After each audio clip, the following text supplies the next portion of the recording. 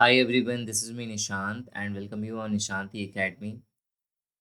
जैसा कि मैंने 5 से 6 महीने वाली यूपीएससी ईपीएफओ एग्ज़ाम स्ट्रेटजी में कहा था कि किसी भी एग्ज़ाम को क्वालिफाई करने के लिए आपको consistency, hard work, isolation, self motivation और एक ऐसी स्ट्रेटजी की ज़रूरत होती है जो एग्ज़ाम में आपके सक्सेस के लिए एक गाइडिंग लाइट की तरह काम करे।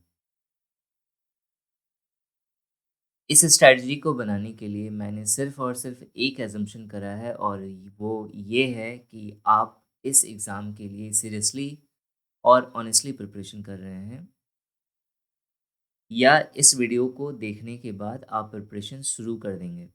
और यही कारण है कि यहाँ आपको सत्यमेव जयते दिख रहा है। इसका अर्थ ये है कि सत्य की हमेशा जीत होगी और अगर इसे आप अपने वे से समझिए तो इसका मतलब ये है कि अगर आप सच्चाई और ईमानदारी के साथ आप अपना कर्म कर रहे हैं, आप इस एग्ज़ाम को क्रैक करने के लिए दिन-रात मेहनत कर रहे हैं, तो आपकी जीत सुनिश्चित है।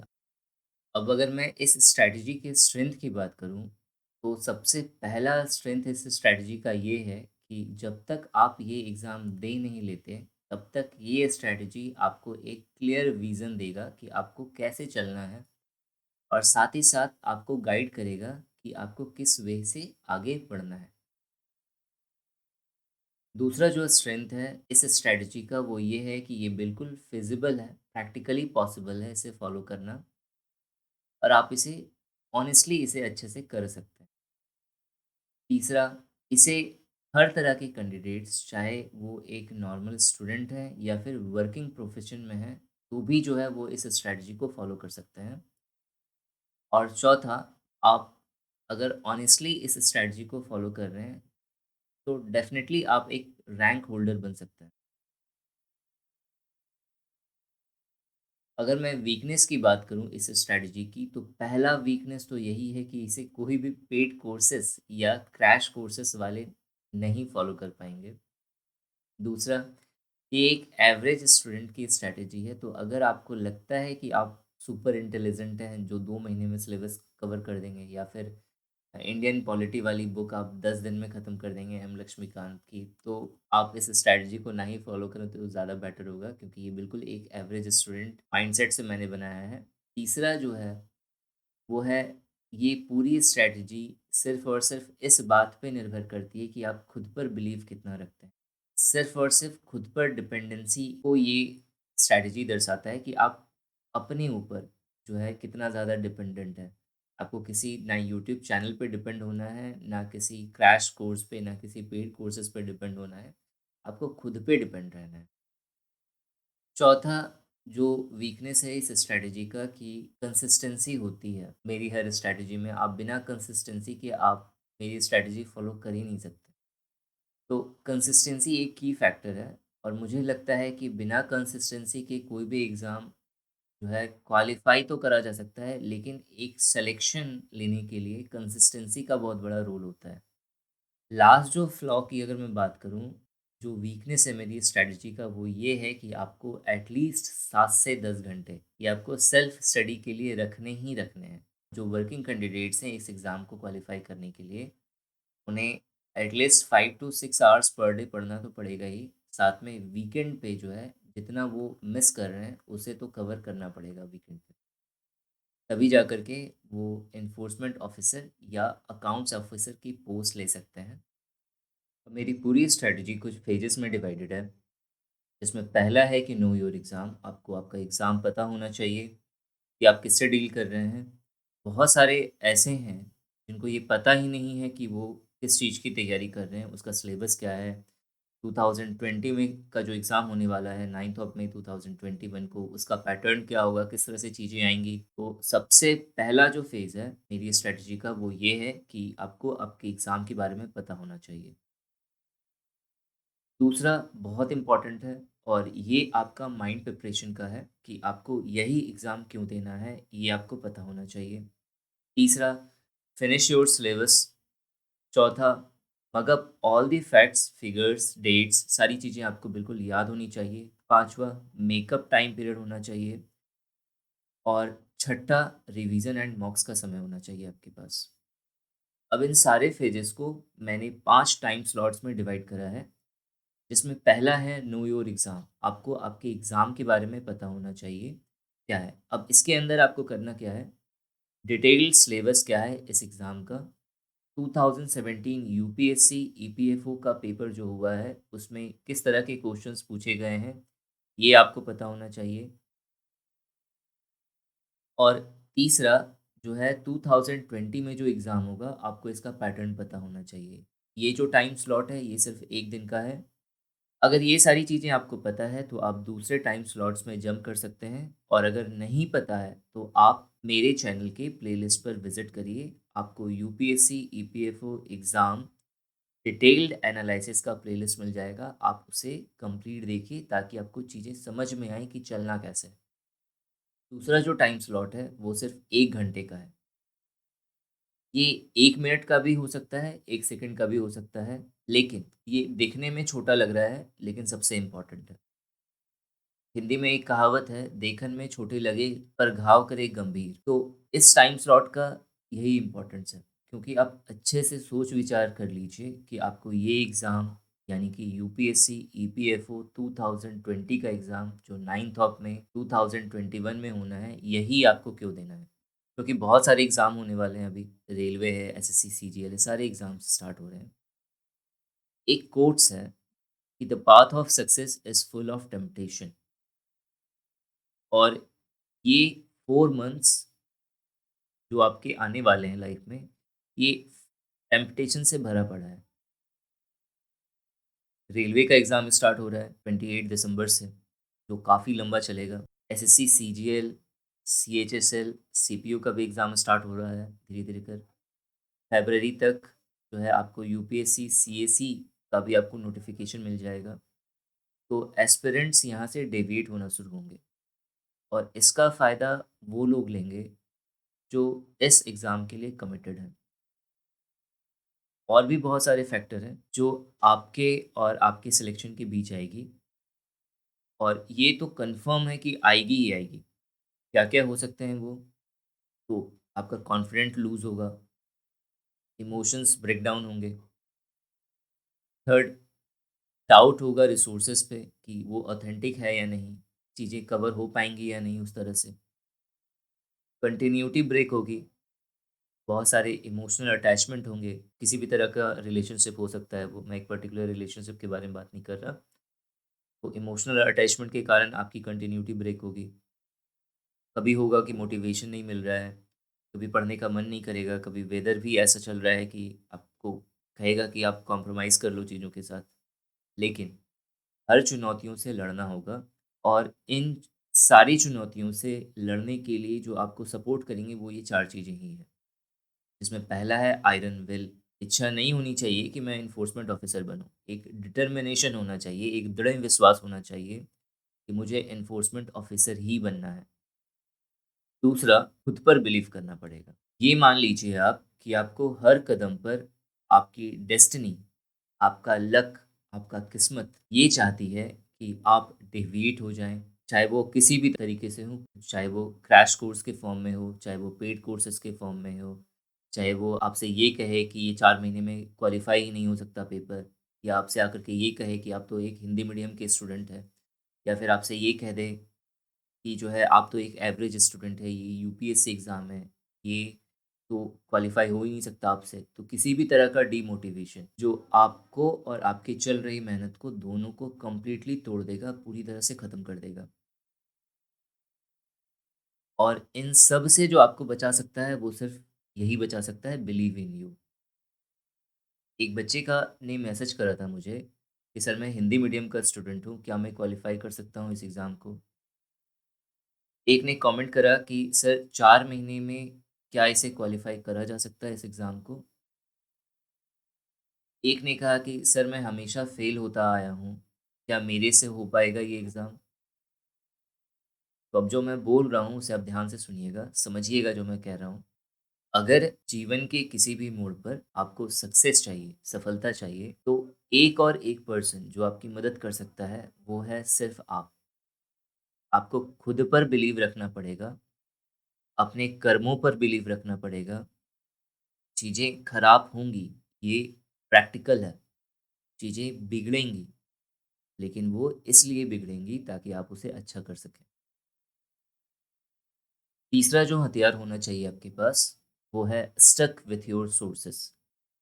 जो भी आपने एक बार चूज़ कर लिया मटेरियल्स पढ़ने के लिए, जो चैनल आपने चूज़ कर लिया, जहाँ से बूस्ट मिले आपके प्रिपरेशन में, उसे चूज़ कर लीजिए, उसके साथ लग जाइए। और जब तक आप उसे फिनिश नहीं करते, तब तक किसी और मटेरियल को उठाना भी नहीं है। ये एक बहुत बड़ा इश्यू है और मुझे लगता है ये सभी को मालूम है कि जो है ये बहुत बड़ा फैक्टर है। UPSC CSE 2018 all India rank 2 अक्षत जैन, जब इनका फर्स्ट अटेम्प्ट में सीएसई का प्रीलिम्स भी क्लियर नहीं हुआ था और इन्होंने सेकंड अटेम्प्ट में ऑल इंडिया रैंक 2 प्राप्त करा। तो जब इनसे पूछा गया इसका रीज़न, तो इन्होंने कहा कि सर मैंने अपना रिसोर्सेज़ जो है वो बहुत ही लिमिटेड रखा और मैंने उसे बार-बार, बार-बार, बार-बार पढ़ा। तो आपको भी यही करना है। गन्ने की जो डंडी होती है, उसे तब तक आप मशीन में डालते रहिए, जब तक उसका सारा रस बाहर ना निकल जाए। और लास्ट है एक्नॉलेज द ट्रुथ। कुछ चीज़ें हैं, कुछ फैक्ट्स हैं, जो आपको एक्सेप्ट करनी पड़ेंगी और यही है जो आपको एक लेवल अप करता है। पहला, कि कुछ भी परफेक्ट नहीं होता यहाँ पर, कुछ भी 100% नहीं है, लेकिन 90% तो होगा, 70% तो होगा। आप उसे अपनी मेहनत से 100% करेंगे। दूसरा, हर दिन एक जैसा नहीं होता। आपने अगर एक दिन 8 घंटे पढ़ाई कर ली, तो ये ज़रूरी नहीं कि दूसरे दिन भी आपसे 8 घंटे ही पढ़ाई हो। लेकिन एट लीस्ट आप 2 घंटे तो पढ़ ही सकते हैं। तो पढ़ना हमेशा है, कोशिश हमेशा करते रहना है, तभी जाकर सफलता मिलती है। तीसरा, आपको ये मानना पड़ेगा कि लक है, लक होता है, लेकिन उसका रोल, उसकी मेहनत, आपकी मेहनत से बड़ा नहीं है। अगर लक 1% फैक्टर है, तो 99% आप अपनी डीड्स के कारण रिस्पॉन्सिबल हैं अपने सक्सेस के लिए। अब इसका आप स्क्रीनशॉट ले लीजिए। ये आपको हमेशा मोटिवेट करेगा कि आपको क्यों पढ़ना है, क्या चीज़ चाहिए, किस तरीके से चाहिए और कैसे हैंडल करना है चीज़ों को। ये आपको हमेशा मोटिवेट करता रहेगा। अगर आप लैपटॉप यूज़ करते हैं, तो आप उसका वॉलपेपर लगा लीजिए, ताकि आपको पता होना चाहिए कि ये आपको जो देगा, वो कोई नहीं दे सकता अभी। अब आते हैं स्लॉट 3 पर। और ये स्लॉट 3 जो है, ये जनवरी एंड फ़ेब का है, 2 महीने का है ये टाइम स्लॉट और इसका नाम है फिनिश योर सिलेबस। आपको अपना सिलेबस फिनिश करना है।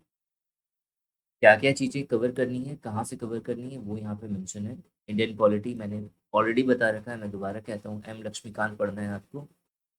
80 चैप्टर हैं इसके अंदर, 1530 पेजेज़ की ये किताब है और एटलीस्ट अगर 2-3 घंटे पर डे पढ़ा जाए, तो ढंग से अगर पढ़ा जाए, तो 2 से 3 महीने में ये पूरा कवर हो सकता है।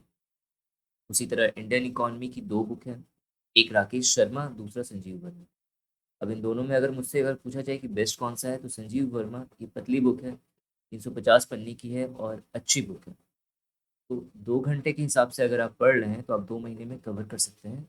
अगर राकेश शर्मा ही आप पढ़ रहे हैं और अगर आपको डाउट फेस हो रहा है, तो अनअकैडमी यूट्यूब चैनल पर एक सर पढ़ाते हैं, मैं उनका लिंक आपको प्रोवाइड कर दूँगा। आप वहाँ से हेल्प ले सकते हैं इकोनॉमिक्स के लिए।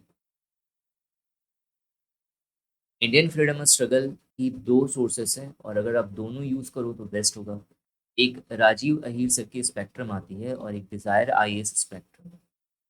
राजीव अहीर सर की जो स्पेक्ट्रम है, वो बुक के फॉर्म में है और 22 चैप्टर्स इसके अंदर करने हैं। कौन-कौन से चैप्टर्स करने हैं, ये मैंने जो डिटेल सिलेबस बता रखा है, उसमें मैंने बताया हुआ है। तो ये तकरीबन 700 पेज में है और 1.5 घंटे करके अगर करा जाए, तो ये 2 महीने में खत्म हो जाएगा।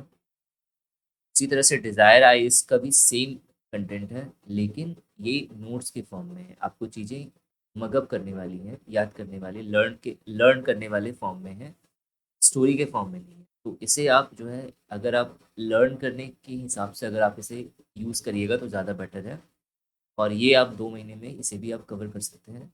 नेक्स्ट जो सोर्सेस है, वो है मेरा इंग्लिश।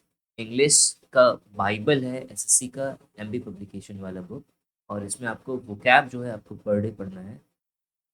वोकैब के अंदर क्या-क्या पूछा जाएगा, वो आप 2017 पेपर एनालिसिस अगर आप देख रहे हैं तो आपको समझ में आ जाएगा। और साथ ही आप पर डे कोशिश करिए कि एक प्रीवियस ईयर पेपर, सिर्फ़ एक प्रीवियस ईयर पेपर वो कवर कर सकें। और मुझे लगता है कि अगर आप ये 1 घंटे दे रहे हैं इस पे तो 2 से 3 महीने काफ़ी हैं इसके लिए। और फिर नेक्स्ट है मेरा science and tech and computer. एक जो जेन्युइन सोर्सेस मुझे लगता है वो है लूसेंट, क्योंकि चीज़ें बहुत अच्छे से क्लियर हैं। अब ये अगर आप कवर कर रहे हैं तो 1 घंटे के हिसाब से आपको 1 से 2 महीने में कवर हो जाएगा। जो लूसेंट साइंस एंड टेक की बुक है, इसमें चैप्टर्स मैंने इसलिए मेंशन नहीं करा क्योंकि मुझे इसका जो रिसेंट वाला जो बुक है उसके बारे में मुझे आइडिया नहीं है। 3-4 साल पहले की का जो बुक है मुझे उसका आइडिया है। इसलिए मैंने ये मेंशन नहीं करा। बेटर होगा आप ये खरीद लें क्योंकि ये अवेलेबल नहीं है पीडीएफ के फॉर्म में। क्वांट एंड रीज़निंग जो है वो राकेश यादव सर की बुक आप ले सकते हैं क्वांट के लिए। और क्वांट का राकेश यादव सर का 2 आता है, एक 7300 है और राकेश यादव नोट्स है। अगर आपको लगता है कि आपका बिल्कुल वीक है तो आप राकेश यादव 7300 से आप क्वांट प्रैक्टिस करिए। इसके टोटल 24 चैप्टर्स होंगे और आप अगर आप 1 से 2 घंटे के हिसाब से दे रहे हो तो 2 महीने में ये खत्म हो जाएगा। ये कहना बहुत आसान है 2 महीने में खत्म हो जाएगा, लेकिन आपको डेडिकेशन के साथ आपको पर डे बैठना होगा कि आपको ये कवर करना ही है, तब जाके ये संभव है।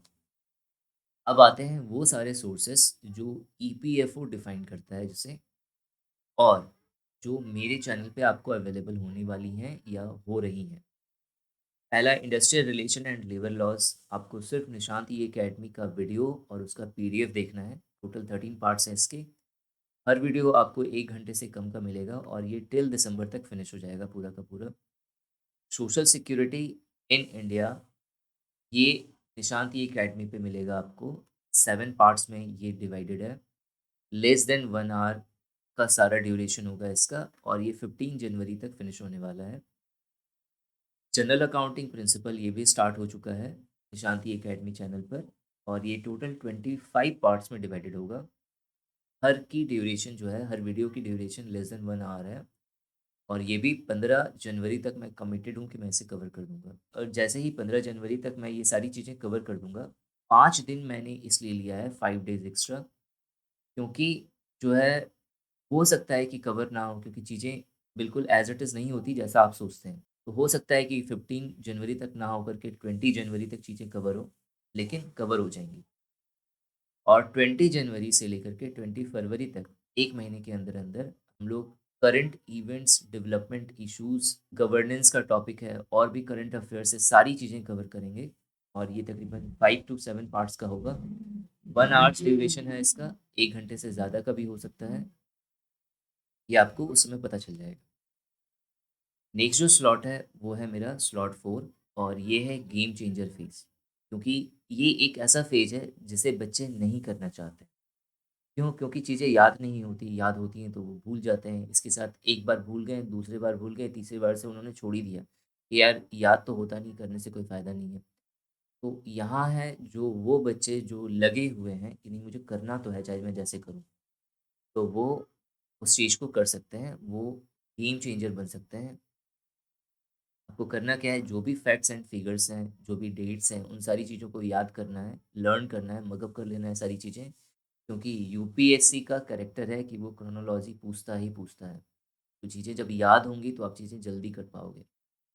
दूसरा, इस पूरे मार्च में 30 दिन के अंदर ही आपको, अगर आपने कोई सिलेबस आपका रह गया है, जैसे पॉलिटी हो सकती है आपकी छूट जाए, तो उसे मेकअप भी आपको इसी टाइम पीरियड पे ही करना है।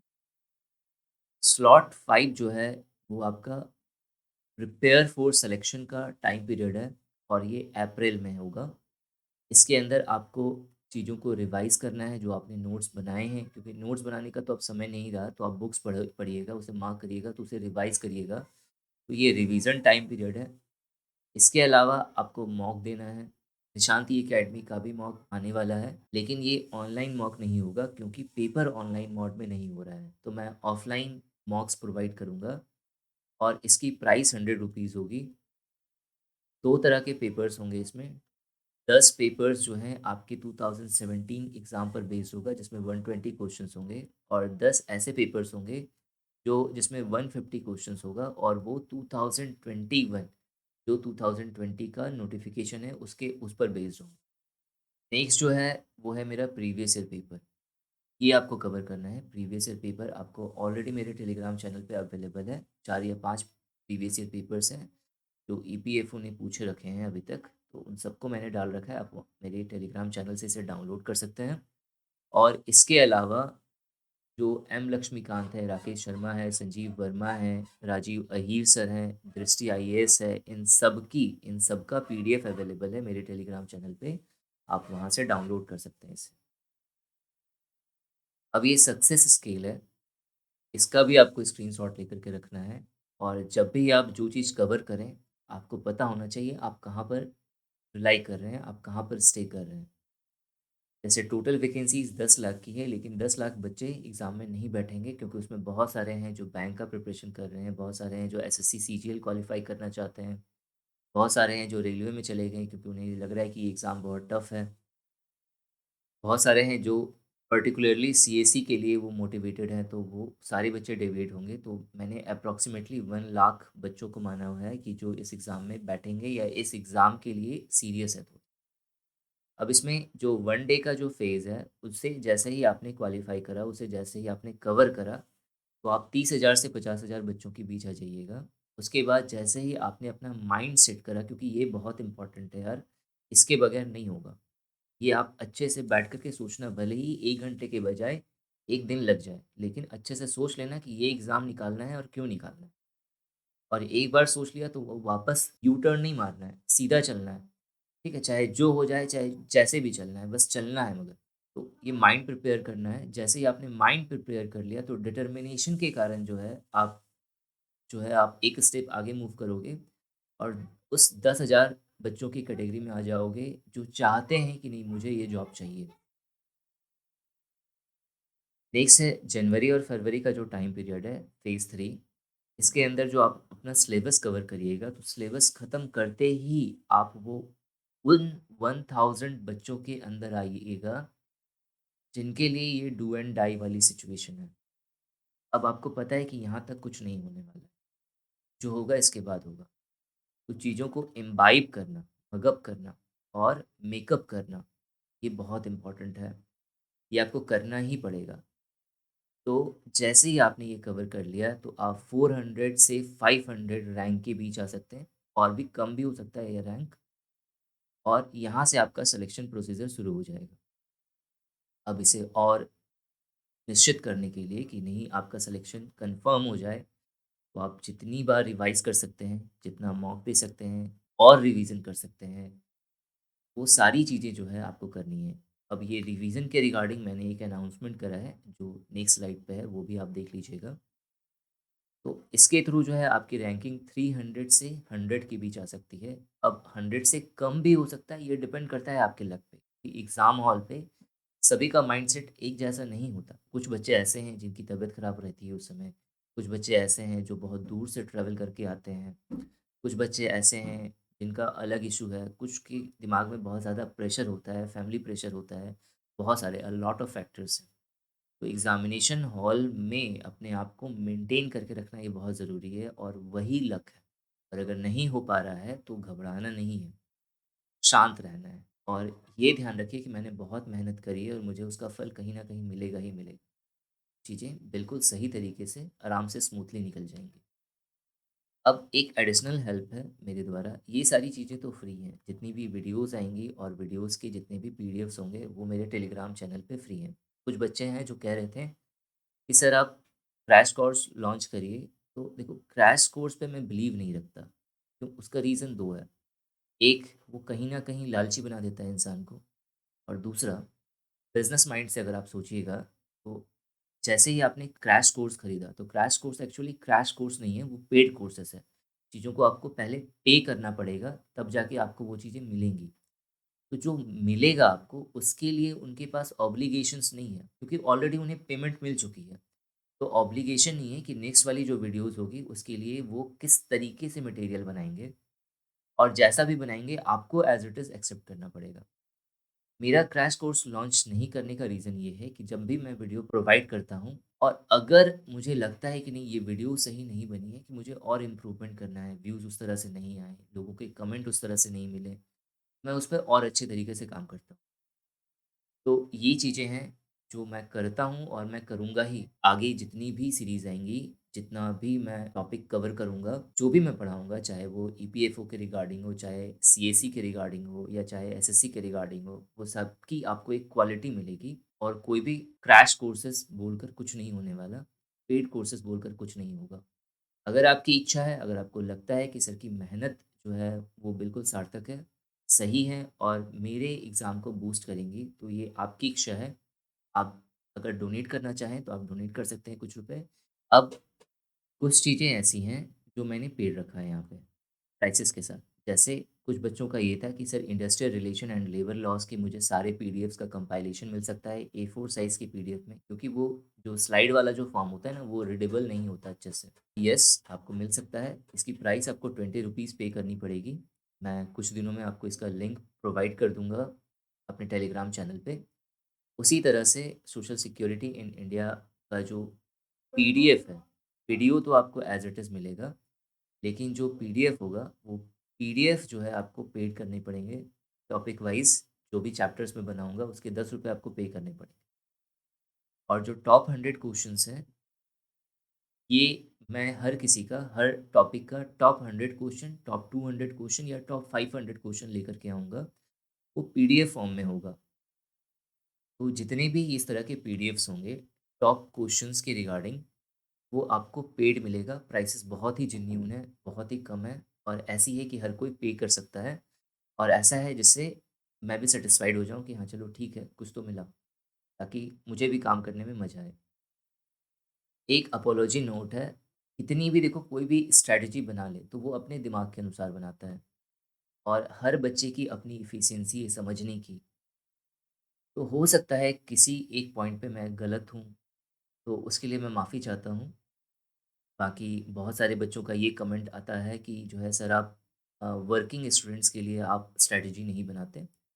तो उन्हें मैं बताना चाहता हूँ कि सर टाइम तो इतना ही देना पड़ेगा आपको, इससे कम टाइम में नहीं हो सकता। तो अगर आप वर्किंग आवर्स के अलावा अगर आप इतना निकाल सकते हैं तो बेटर है आपके लिए और अगर नहीं निकाल सकते हैं तो थोड़ा-सा आप डेडिकेशन दीजिए। वीकेंड पे जो है आप पहले तो वो जो वर्किंग डेज़ है उस पे आप जितना सिलेबस कवर कर सकते हैं उतना करिए और जो वीकेंड्स हैं उसमें आप बाकी का सिलेबस कवर कर लीजिए, थोड़ा ज़्यादा टाइम दे कर के। Thanks for watching and wish you good luck for your paper.